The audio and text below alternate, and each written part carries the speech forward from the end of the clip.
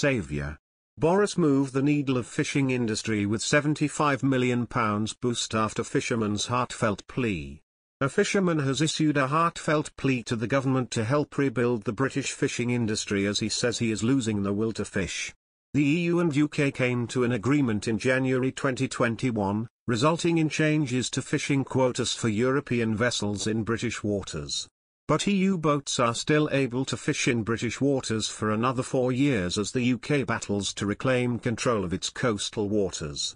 The deal ensured 25% of EU boats' fishing rights in UK waters will be transferred to the British fleet over a period of 5 years. After that, annual negotiations will decide how the catch is shared out between the UK and EU, and Britain would have the right to completely exclude EU boats after 2026. However, leading fishing experts have warned Britain's fishing industry has already been destroyed after 40 years being part of the EU. Now, Paul Lyons, chairman of the Lowestoft Fish Market Alliance, issued a heartfelt plea to the government to help rebuild the once thriving British fishing industry. He said, "I'm 64 years old and I am slowly losing the will with fishing. My last couple of years I am working to get a boat ready for my son. And I would like our government to help him as well and try and make it successful. I want to see some recognition for the fishing industry and communities before I die." Britain and France have been locked in a row over fishing for months.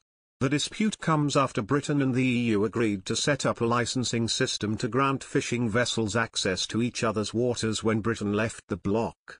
But France says it has not been given the full number it is due, while Britain says only those lacking the correct documentation have not been granted. This escalated when France threatened to ask the EU to begin litigation proceedings. However, Mr. Lyons accused former Brexit negotiator Lord Frost of consigning all fishermen to the dustbin and urged Liz Truss to invoke Article 16 now. He added, "Lord Frost consigned all fishermen and fishing industries to the dustbin. The only glimmer of hope we have is if Liz Truss invokes Article 16 and scrap the deal. Take your boats and pee off, you're not coming here." Prime Minister Boris Johnson's Brexit fishing deal with Norway has also come under fire, with members of the UK's fishing industry saying it could not have been much worse. The deal is estimated to be worth £190 million to the UK fishing industry in 2022. But UK Fisheries Chief Executive Jane Sandell said she felt devastated for the 100-strong crew of the Hull-based Kirkella, which under a previous EU deal could catch 14,000 tons of cod in Arctic waters around Svalbard and Norway. While under the UK-Norway deal announced in December, that has been slashed in half to 7,000 tons. Westminster introduced the Fisheries Act, which was enshrined into law in November 2020.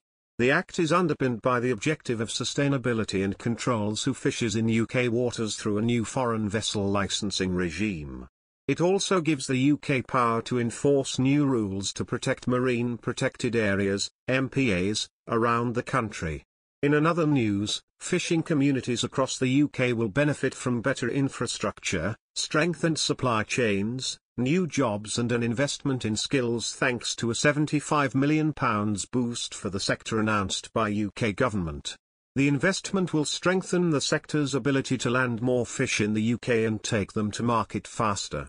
This will be achieved by improving the capacity and efficiency of our harbours and processing facilities while boosting the long-term sustainability of the fishing industry and supporting jobs, increasing opportunities for coastal communities and levelling up across the country.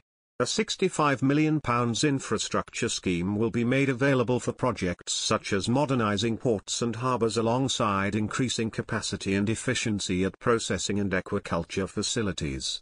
A competition will be run to identify the best projects, prioritising those that reduce carbon emissions, helping increase the sustainability of the sector and contributing towards the UK's commitment to reach net zero by 2050. Up to £10 million will also be used to encourage new entrants into the processing, catching and aquaculture sectors, alongside training and upskilling current workers.